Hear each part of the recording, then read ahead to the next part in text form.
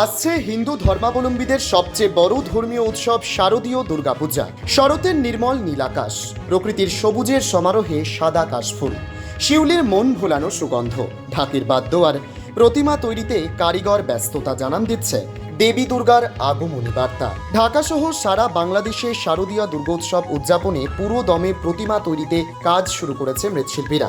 বাংলাদেশের বিভিন্ন মণ্ডপে মণ্ডপে চলছে ব্যাপক প্রস্তুতি। যদিও অনেক মণ্ডপে এখনো শুরু হয়নি প্রতিমা তৈরির কাজ। প্রথম পর্যায়ে প্রস্তুতি হিসেবে মণ্ডপগুলোতে দুর্গা প্রতিমার মাটির কাজ শুরু করেছে।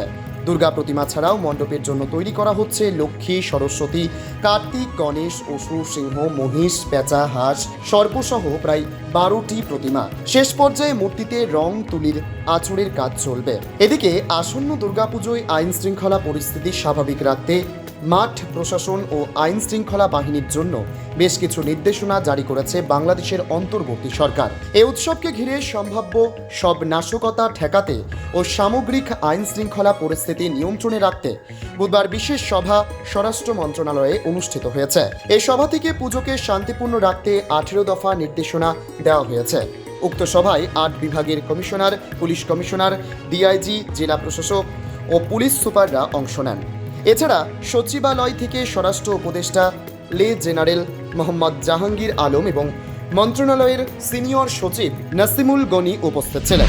আসন্ন দুর্গোৎসবকে ঘিরে বাংলাদেশে ইতিমধ্যেই বিভিন্ন ধরনের কার্যক্রম শুরু হয়েছে। বিভিন্ন পূজা মণ্ডপে প্রতিমার কাজ শুরু হয়েছে।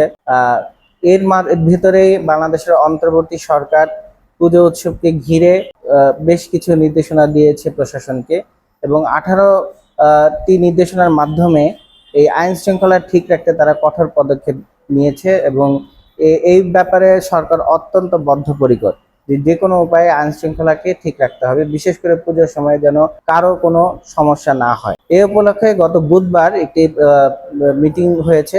এই সরকারের উচ্চ বাহিনীর যারা ছিলেন সেসব বাহিনীর সবার সব লোকদের নিয়ে অন্তর্বর্তী সরকারের উচ্চ মহলে একটি সভা হয়, এবং সেই সভায় এই নির্দেশনাগুলো দেওয়া হয় যে কোনো অবস্থাতেই আইন শৃঙ্খলা নিয়ে যেন কোনো হুমকি দেখা না দেয়। এবং যারা এর সঙ্গে জড়িত তারা সবাই এক বাক্যে স্বীকার করেছেন এবারের আইন শৃঙ্খলা পরিস্থিতি আগের যে কোনো বারের তুলনায় সবচেয়ে ভালো অবস্থানে রয়েছে, এবং প্রত্যেকটি বাহিনী তারা অ্যালার্ট রয়েছে যেন কোনো অবস্থাতেই এই পুজোকে ঘিরে কোনো ধরনের নাশকতামূলক কর্মকাণ্ড দেখা না দেয়। Bureau report, জজবাত 24 Bangla.